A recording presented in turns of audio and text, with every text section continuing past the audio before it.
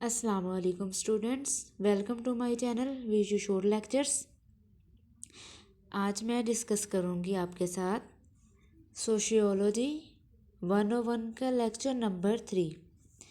تو lecture start کرنے سے پہلے اگر ابھی تک کسی نے میرا چینل سبسکرائب نہیں کیا تو پلیز سبسکرائب کر دیجئے، کیونکہ آپ کا سبسکرائب کرنا مجھے موٹیویٹ کرے گا اور میں آپ کے لیے اور کورس اس کے لیکچرز ریکارڈ کروں گی، ٹھیک ہے؟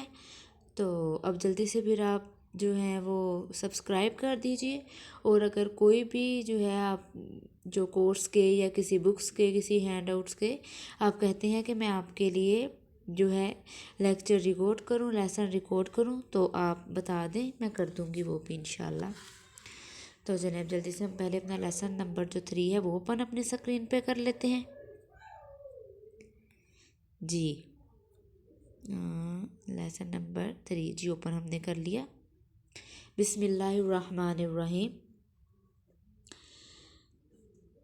اب لیسن نمبر 3 ہے تھیوریٹیکل پیراڈائمز۔ اب اس لیسن میں ہم کیا چیز ریڈ کریں گے؟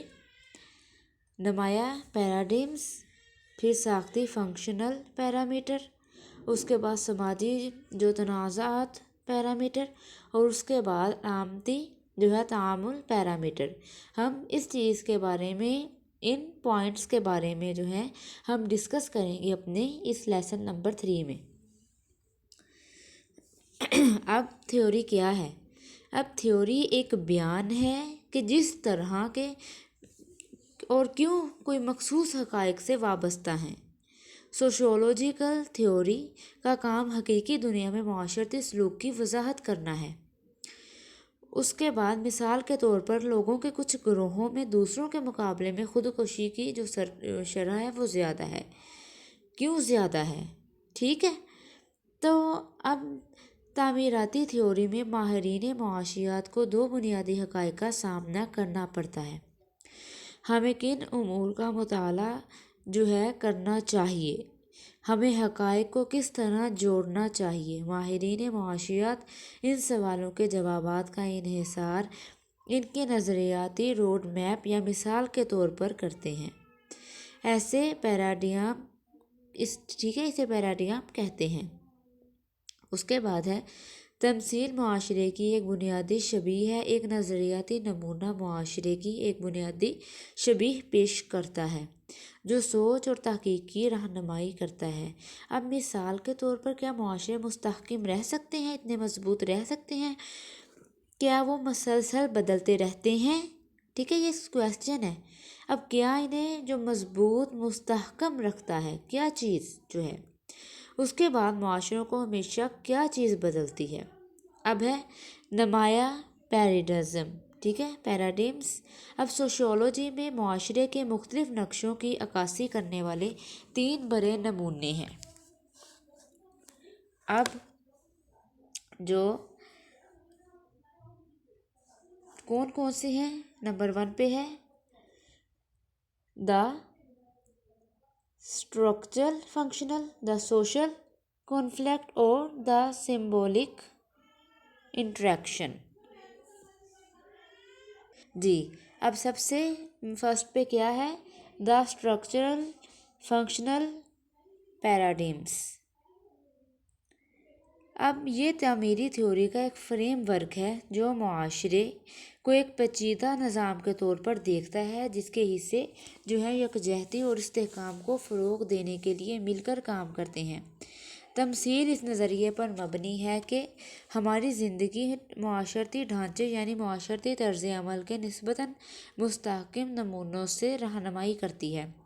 اب معاشرتی ڈھانچہ ہماری زندگی کو شکل دیتی ہے، خواہ وہ خاندانوں میں ہو، کام کی جگہ پر ہو یا کلاس روم میں ہو۔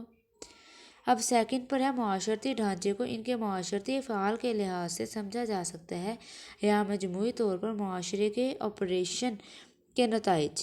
تمام معاشرتی ڈھانچے معاشرے کو چلائے رکھنے کے لیے سادہ مصافحہ سے لے کر پیچیدہ مذہبی رسومات تک، اب تمام معاشرتی ڈھانچے معاشرے کو چلانے میں معاون ہیں۔ اب ہربرٹ اسپینسر جو ہے وہ 1820 سے 1903 معاشرے کو انسانی جسم سے موازنہ کیا۔ اب انسانی جسم کے جو ساختی حصے کنکال، پٹھوں اور مختلف داخلی اعضاء ایک دوسرے پر انحصار ظاہر کرتے ہیں، ہر ایک پوری حیاتیات کی بقا میں حصہ ڈالتا ہے۔ اسی طرح مختلف معاشرتی ڈھانچے جیسے خاندانی، تعلیمی نظام اور معاشیت ایک دوسرے پر انحصار کرتی ہے۔ اب سیکنڈ پر ہے کہ کسی بھی معاشرتی طرز کے نتائج لوگوں کے مختلف زمروں میں مختلف ہونے کا امکان۔ اب مثال کے طور پر جو ہے روایتی خاندانی نمونہ بچوں کی مدد اور نشو و نما کا بندوبست کرتا ہے، لیکن یہ مردوں کو بھی جو ہے مراعات دیتی ہے، جبکہ خواتین کے مواقع کو محدود کرتی ہے۔ اس کے بعد ہے جو لوگ ہیں وہ معاشرتی ڈھانچے کے تمام کام شاذ و نادر ہی جانتے ہیں، لہٰذا وہ ظاہر افعال میں فرق کرتا ہے۔ معاشرتی طرز کے تسلیم شدہ اور مطلوبہ نتائج اور اویکت افعال، بڑے پیمانے پر غیر تسلیم شدہ اور غیر اعلانیہ نتائج کے افعال جو ہیں وہ ظاہر تیار کرنا ہے۔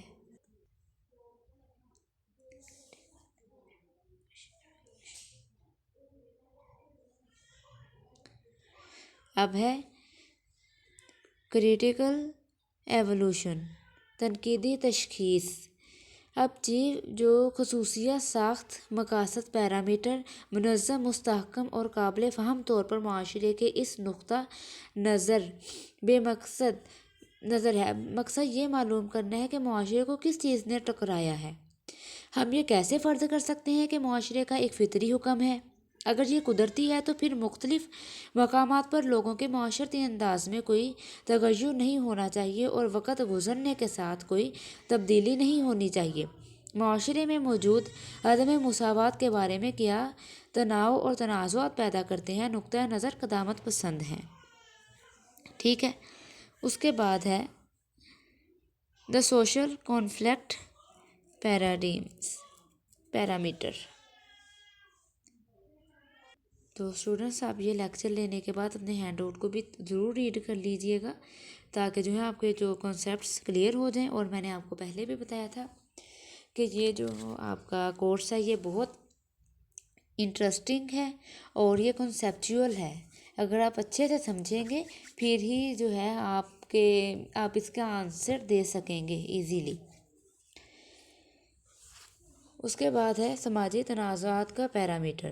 اب معاشرتی تنازع کا فریم ورک معاشرے کو عدم مساوات کا ایک میدان کے طور پر دیکھتا ہے جو تنازع اور تبدیلی پیدا کرتا ہے۔ اب یکجہتی پر زور دینے والے ساختی عملی نمونوں کے برعکس یہ نقطہ نظر عدم مساوات پر مبنی تقسیم کو اجاگر کرتا ہے۔ جنس، نسل، معاشرتی طبق اور عمر جیسے عوامل پیسہ، طاقت، تعلیم اور معاشرتی وقار کی غیر مساوی تقسیم سے منسلک ہیں۔ اس کے بعد ہے یہ یہاں سے نیچے سے دیکھ لیتے ہیں ہم۔ There is an ongoing conflict between۔ اب چوٹی پر لوگ ان مراعات کو تحفظ فراہم کرنے کی کوشش کرتے ہیں، اپنے لیے زیادہ وسائل حاصل کرنے کے پسماندہ کوشش کرتے ہیں۔ ہر نئی نسل میں طبقاتی ڈھانچے کو دوبارہ تیار کر کے اسکولنگ عدم مساوات کو برقرار اور اسکول، کالج، یونیورسٹی کے لیے پیشہ ورانہ تربیت کے ادارے کو رکھتی ہے۔ اس کے بعد مندرجہ بالا تجزیہ کی طرف دیکھو۔ ساختی فنکشنلسٹ کس طرح ساخت بات پر زور دیتے ہیں کہ اس سے باخبر رہنے سے تمام معاشرے کو فائدہ ہوتا ہے، کیونکہ طلباء ایسی تربیت حاصل کرتے ہیں جو ان کی تعلیمی قابلیت کے لیے موزوں ہے۔ ٹھیک ہے، اس کے بعد تنازعات کے ماہر عمرانیت اس استدلال کا مقابلہ کرتے ہیں کہ ٹریکنگ کا اکثر طالب علم کے معاشرتی پس راستے میں رکھے جائیں اور غریب بچے کو کم ہائر منظر کی نسبت ہنر سے کم ہونا ہوتا ہے تاکہ اچھے پٹریوں میں پھنس جائیں۔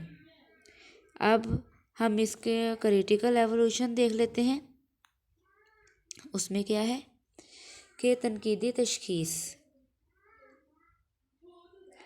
یہ مثال معاشرے میں عدم مساوات اور تقسیم کو اجاگر کرتا ہے، لیکن اس میں بڑی حد تک نظر انداز کیا جاتا ہے کہ مشترکہ اقدار اور باہمی انحصار کس طرح معاشرے کے ممبروں میں اتحاد پیدا کر سکتے ہیں۔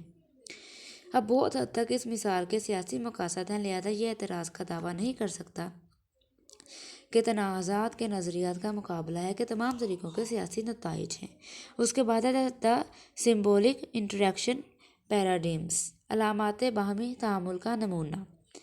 اب اشتراک، میکرو سطح واقفیت ایک پیراڈائمز اور سماجی تنازعات ساختی معنی وسیع سماجی ڈھانچے پر توجہ مجموعی طور پر شکل معاشرے میں دیتے ہیں۔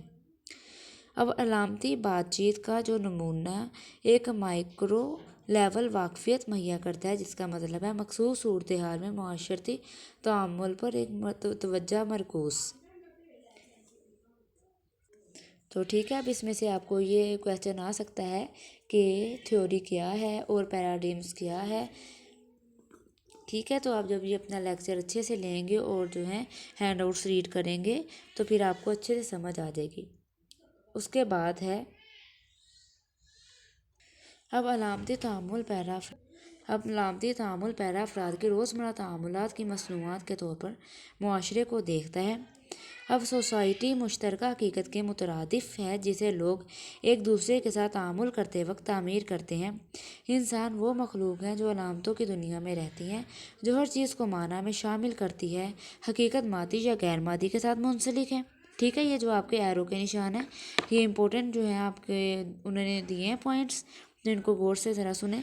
اس کے بعد ہے سماجی علامت مواصلات کا ذریعہ ہے۔ زندگی کی بنیاد کے طور پر یہ نشان علامتوں کے بغیر ہمارے پاس رشتوں، یعنی کہ جیسے کہ ہماری آنٹیوں اور ماموں اور آجروں ساسا کے معاملے میں جو ہے دوسروں کو سمجھنے کا کوئی طریقہ کار نہیں ہوگا، صرف اس وجہ سے کہ ہمارے پاس آنٹیوں اور ماموں جیسی علامتیں موجود ہیں جو ہمارے لیے وضاحت کرتی ہیں کہ ایسے تعلقات کیا ہیں۔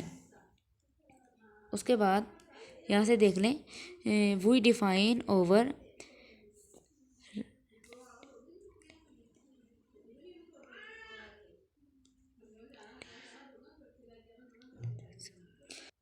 ریلیٹیز دا ڈیفینیشن کولڈ واری۔ اب ہم اپنی حقائق کی وضاحت کرتے ہیں۔ تعریفیں مختلف ہو سکتی ہیں، تعریفیں جو ساپیکش ہو سکتی ہیں۔ مثال کے طور پر ہے گھر کون ہے، پولیس افسر کون ہے، تحفظ فراہم کرنے والا یا پریشانی کا خالق، اس کا ایک ساپیکش معنی ہے۔ اب میکس ویبر اس تمثیل کا ایک ماہر ہے، انہوں نے اس میں لوگوں کے نقطۂ نظر سے کسی بھی معاشرتی ماحول کو سمجھنے کی ضرورت پر زور دیا۔ ایک شخص دوسروں کے ساتھ اپنے تجربات کی پیداوار ہے۔ اب اس میں کریٹیکل ایوولوشن، تنقیدی تشخیص۔ اب کنبہ اور معاشرتی طبق جیسے خلاصہ معاشرتی ڈھانچے کی افادیت سے انکار کیے بغیر، یہ مثال ہمیں یاد دلاتا ہے کہ معاشرہ بنیادی طور پر لوگوں کو باہمی گفتگو کرتا ہے۔ افراد معاشرے کا تجربہ کیسے کرتے ہیں، یہ نقطۂ نظر ثقافت کے وسیع اثرات کے ساتھ ساتھ معاشرتی طبقے، جنس اور نسل جیسے عوامل کو بھی نظر انداز کرتا ہے۔ تو اسٹوڈنٹس یہاں پہ یہ ہمارا لیکچر کمپلیٹ ہو گیا۔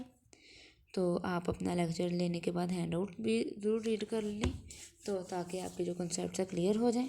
ٹھیک ہے، یہ جو اسٹارٹ میں انہوں نے 3 پوائنٹس دیے ہیں، جو ہم نے اس لیسن میں جو ہم ریڈ کرنا ہے، ہم نے جو پوائنٹس ہیں ڈسکس کرنے وہ 3 ہیں: the structural functional paradigms, the social conflict اور دا سمبولک انٹریکشن۔ ٹھیک ہے، تو ان تینوں کے بارے میں آپ جو ہے وہ مختصر سی ڈیفینیشن جو ہے وہ اپنے مائنڈ میں رکھیں، یاد رکھیں۔ تو بس جو بھی پیپر میں آ جائے تو آپ مختصر ایزی شارٹ کر کے جتنا آپ کے لیے ایزی ہو تو آپ لکھ دیں۔ اور اب ملتے ہیں انشاءاللہ نیکسٹ لیکچر کے ساتھ، تب تک کے لیے اپنا خیال رکھیے گا۔ اللہ حافظ۔